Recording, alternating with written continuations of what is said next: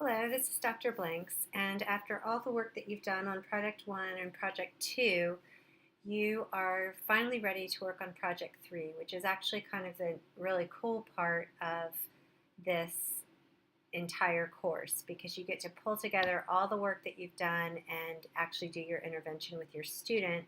And so that it's really quite simple. The way that Project 3 works is you simply tutor either your Project 1 or your Project 2 student using the lesson plans that you developed and the materials that you created to implement them. All you have to do is, number one, decide which student you want to work with, and then you use your Project 1 or Project 2 report and materials to teach the lessons that you wrote. When you come to Project 3 to meet with me, and there's no formal lesson or no formal written artifact that happens with this project, you bring all of your materials, you bring your lesson plans, anything that you developed, including your advanced organizer, and everything that you bring should be directly related to your instructional objectives. And I can't stress enough how important it is that for this project, you are not sort of going outside of the Bursick and Damer framework. Everything that you do with your students should come from Bursick and Damer based on the feedback that you got for Project 1 and Project 2.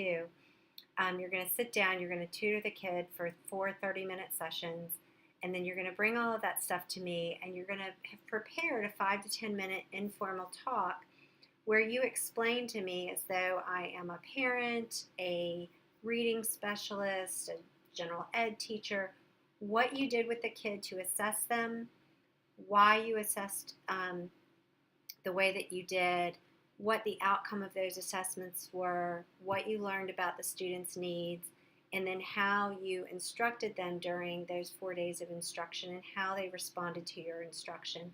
It's really to give you an opportunity to explain without having to write what you did, why you did it, and how it worked.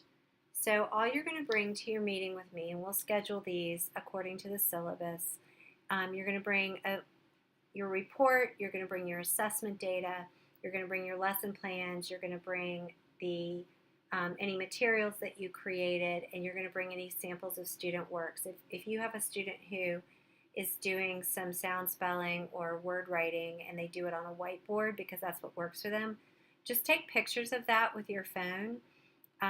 You don't need to save whiteboards and bring them to me. Just take pictures of whatever you did that the student made during your sessions that's not a permanent artifact, and show those to me. If you had the student writing on paper, just collect those work samples and bring them to me. So you're going to sit down, you're going to walk me through the assessments, the lesson plan and objectives, and be able to explain why we do things the way we do in this framework. You're going to show me the student work, and then you're going to just reflect a little bit. I know it says 2 pages maximum. I'm taking that out right now because I don't want you to have to write other than some notes on how the student performed in relation to your instruction. And this is really pretty straightforward. I don't want you to focus as much on, oh, the student did great, he really liked it, he hated it, etc., etc. I really want you to talk about, the students, once the student understood how I was asking him to respond to my instruction, these things started to happen. A common error that people make with Project 3 is they expect the student to demonstrate all of this really significant growth in response to the instruction. And I can tell you right now that is really, really unlikely to happen because you only have 4 days.